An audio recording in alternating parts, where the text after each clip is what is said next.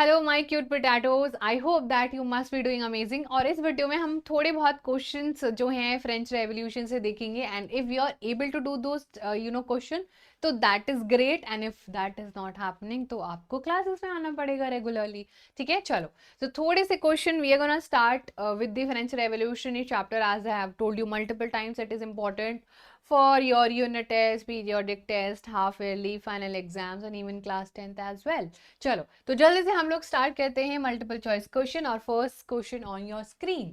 Yes everyone, when did the French Revolution actually begin? Was it 1789? Was it 1799? Discount चल रहा था। 1804, 18015?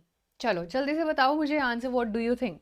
So if you have been attending my classes regularly, so now you know this trick, right? Always we have been doing the French Revolution with the French trick, with the French fries stick.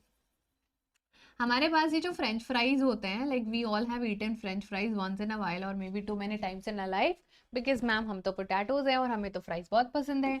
सो ये जो हमारा fries है ये एक साथ 8-9, अगर आपका कोई दोस्त आपके एक साथ 8-9 फ्रेंच फ्राइज खा जाएगा तो you look at him very surprisingly, right, कि भाई इतनी हिम्मत कैसे करी।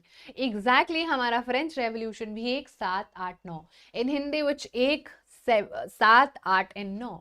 इतनी हिंदी तो आती है ना आप लोगों को, मुझे भी आती है, तुम्हें भी आती होगी। 1789 हमारा जो है short trick, and that's actually the correct answer. And what was the date that you have to remember? That was 14th July. And for that you may remember कि 14 जुलाई को मैं नहा रहा था, मेरे दोस्त चुपके से एक साथ मेरे 8 फ्रेंच फ्राइज खा रहा था। ठीक है, so that is how you can remember the date. Next question on your screen, which the French society was divided into how many estates before the revolution?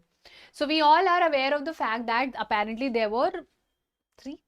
Yes. तो ये एक सोसाइटी में रहने का काइंड ऑफ अ वे था, और इसको बहुत टाइम से हम लोग पूरे यूरोप में और इन जनरल फ्रांस में देखते हुए आ रहे थे। And this was the most common method जो पूरे के पूरे फ्रांस में हो रहा था। तो जो सबसे ऊपर लोग होते थे वो फर्स्ट रैंक, जो सबसे थर्ड पर, एंड मिडल में second. Now you may be wondering कि फर्स्ट में बच्चा सारे क्लर्जी के लोग बैठते थे, है ना, देखो बोर्ड भी बोल रहा है। देन यहाँ पर होते थे nobles, which were the king and the queens and etcetera, ये चर्च होता था basically. Religion was the top most, and then rest of the people, all of the people apart from all rest, all were in the third estate. They were rich also, they were poor also, but all the people. Nobles में सिर्फ Raja Rani and everything, aristocrats and everything. Then clergy में church, father, religion. All right, और ये अपनी दोनों मिलके चलाते थे, तो that's actually correct. 1, 2 and 3, type of estate होते थे। और यही खत्म करना था लोगों को, इसीलिए उन्होंने रेवोल्यूशन किया था। We don't want this kind of estate, we just want all to live equally. ठीक है बच्चा, चलो। बहुत इजी क्वेश्चन है, which estate in France actually comprised of the clergy? So ये तो आप चुटकियों में कर पा रहे हो, बहुत बढ़िया। चलो आगे बढ़ते हैं, दैट्स करेक्ट, फर्स्ट एस्टेट हमारा करेक्ट आंसर है। Let's move on with the next question. The economic condition of which estate was actually most precarious before the revolution?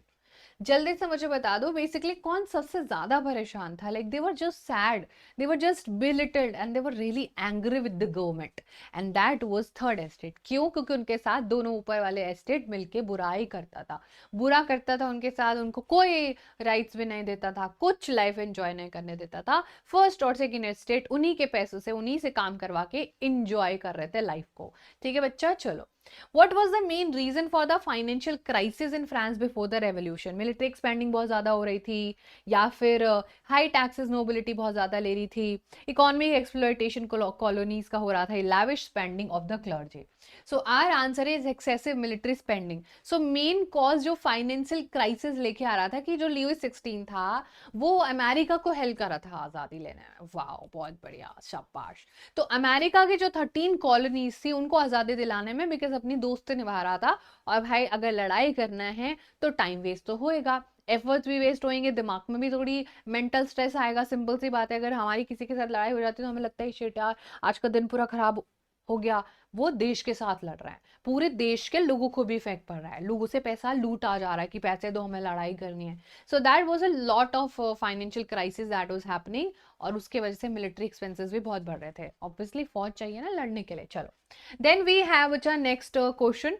The tennis court oath actually took place in, this was all about जो national assembly होगी वो शपथ लेती है कि आई शपथ तब तक यहाँ से नहीं लूंगा जब तक मुझे आज़ादी नहीं मिलेगी, जब तक हम अपना कॉन्स्टिट्यूशन नहीं बना लेंगे. So what was the place जहां पर इन्होंने बोला था? Palace of Versailles, Notre Dame cathedral, tennis court या Bastille. So that was obviously tennis court, जो कि लिखा भी हुआ अदर.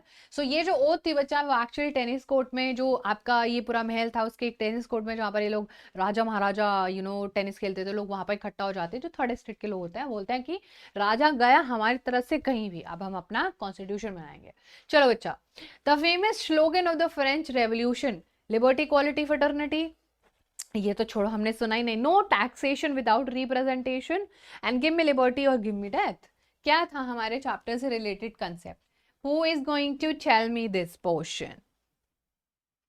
तो जब हम इसकी बात करते हैं तो we all know this is liberty, equality and fraternity, and this is also called as legacy of French revolution. Legacy of French revolution, that will remember the legacy of Virat Kohli.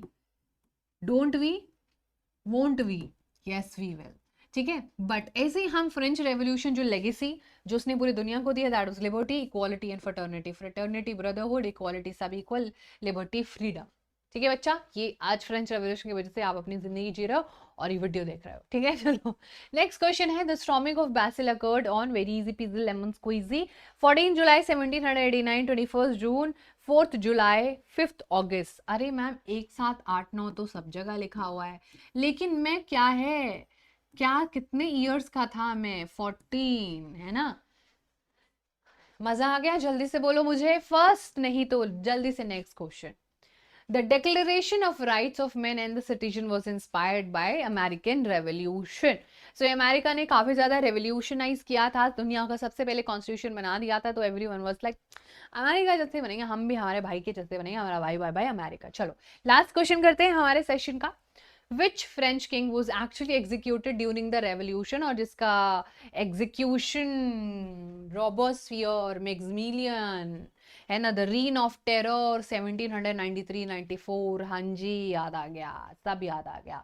सो कौन सा राजा था? Louis 16, Louis 14, Napoleon Bonaparte, was it Charles the 10th? So that is all everyone. That was obviously Louis 16. That was the Raja and he was from Bourbon dynasty और ये राज कर रहा था. He was just merely 20 years old. जब इसको France की सत्ता सौंपी, इसको भी लगा बहुत मजे करूंगा, लेकिन जब ये आया तो उसको पता चला अरे ये तो लुटा पुटा पड़ा है पूरा साम्राज्य, कुछ है ही नहीं यहाँ पर. तो then he was very very shocked about the fact कि अब मैं क्या करूँ अपनी ऐसी जिंदगी का, है ना बच्चा. So that was all about this video everyone, and I hope आपने जितने भी क्वेश्चन मैंने आपको दिखाया आप you are able to do so, and मुझे तो इतनी उम्मीद है कि आपने कर ही लिया होगा अच्छे से. बट एनीवे अगर नहीं भी हुआ है तो दैट्स कम्प्लीटली फाइन, जाके वीडियो देखना. आज और कल रोज हमारी लाइव क्लासेस होती है चैनल पर, so come over there and we'll discuss, we'll talk, and thank you so much and you all lots of love. Bye, take care.